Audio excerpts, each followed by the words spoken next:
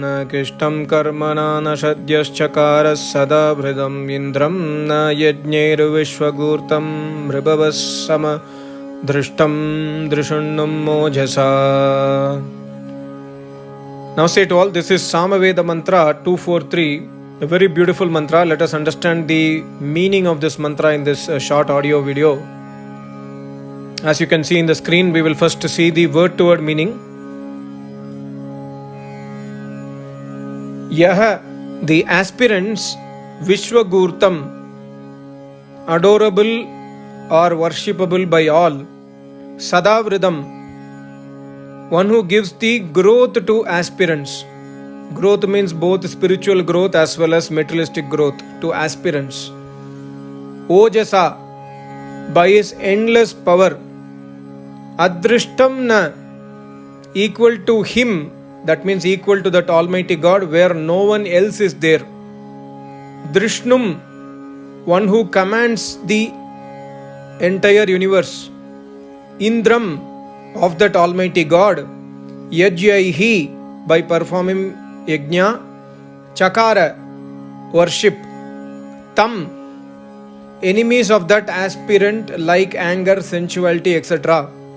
Karmana, by any deed. Nakihi nashat, cannot bind him. So how to escape the claws of karma? How to escape from the bonding of karma?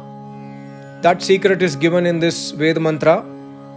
Of course, the answer is very simple. We can escape the bond of karma, the bonding of karma, by worshipping that Almighty God. But this mantra also speaks about the stuti of Almighty God. Stuti means to praise Almighty God.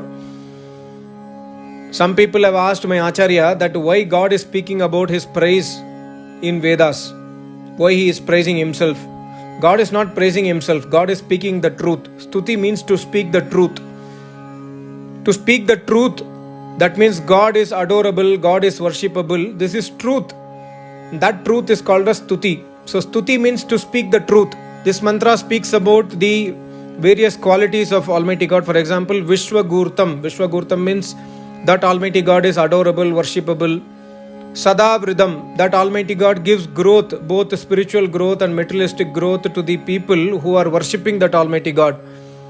Ojasa means that Almighty God has got endless power. Adrishtam na, this is also stuti. There is no one else equal to this Almighty God. There is no other Almighty God except the God who is described by God as God in the Vedas.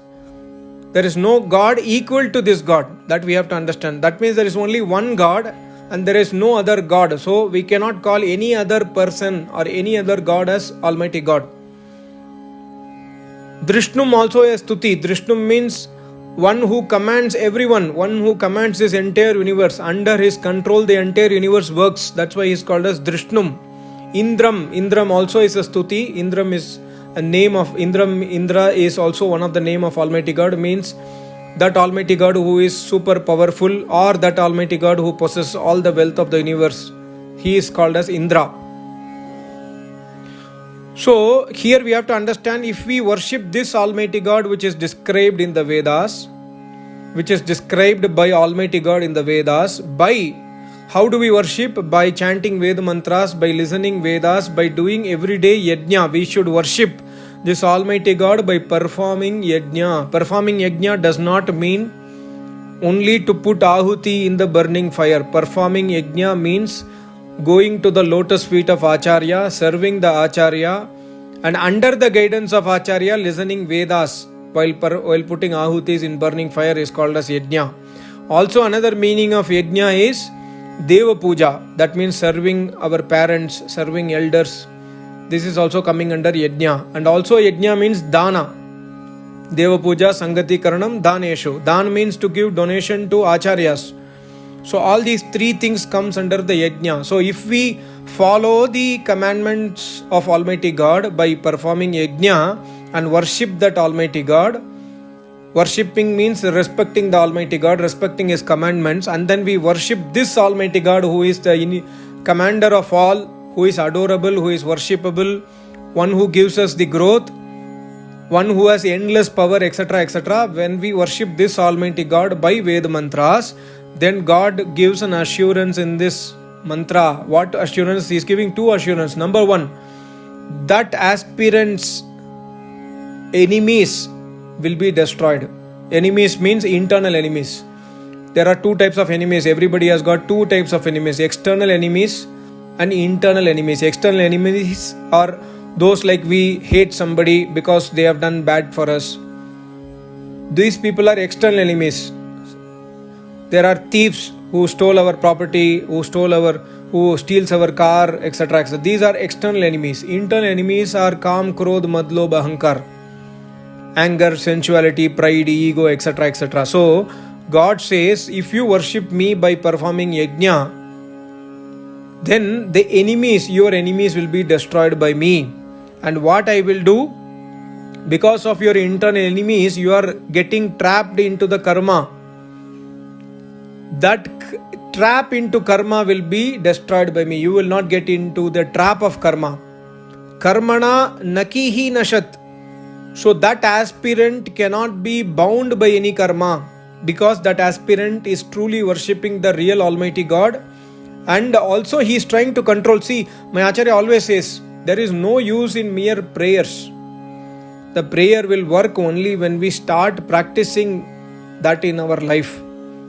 Just merely praying, oh God, please destroy my anger, sensuality, pride, ego, etc., will not do anything.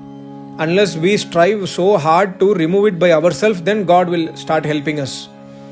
Then you may have a doubt that why we should pray to God. Then if we have to strive by ourselves, then why we should pray to God?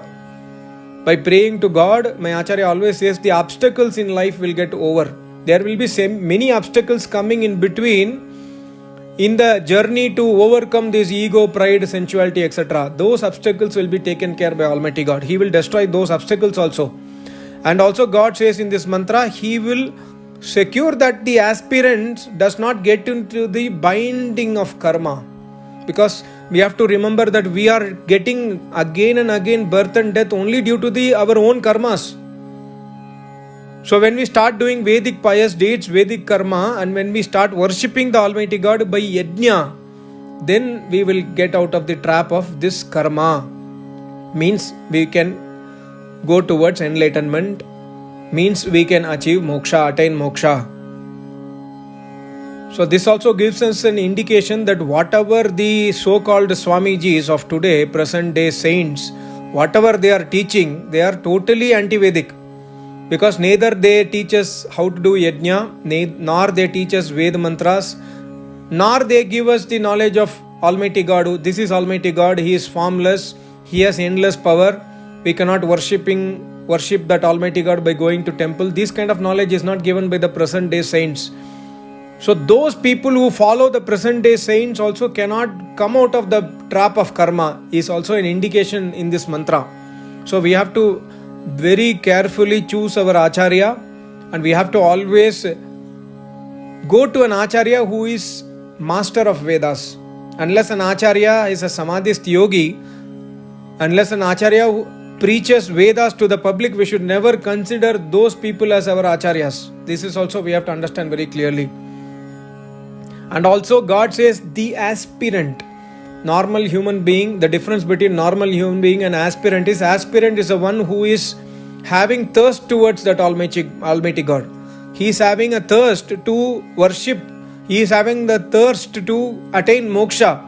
And he wants to strive very hard to kill his enemies, internal enemies. That person is called as aspirant. That also we have to understand. Every human being cannot become an aspirant, because most of the human beings, their priority is only money. Their priority is settlement in the family. I want to get settled, I want to get married, I want to go to foreign country, I want a car, I want a good bank account. This is the settlement they think about. They never think about Almighty God.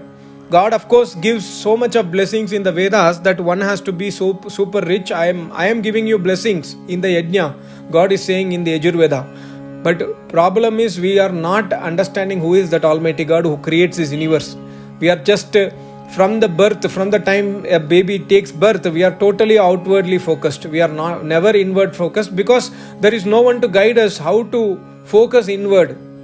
There is no one to guide us how to do yajna, how to do agnihotra, how to listen Vedas. Where is the real Vedas available? Even today also, everyday people comment to me, please suggest me which is the best Veda book, etc. Vedas are not books. Vedas are the knowledge which is listened from the Acharya. Vedas can never be printed in the book. If there is a printed book, it is not Vedas, it is Sanhitas. That has to be clearly understood. I hope this video will help you. Thank you so much. Namaste. Om.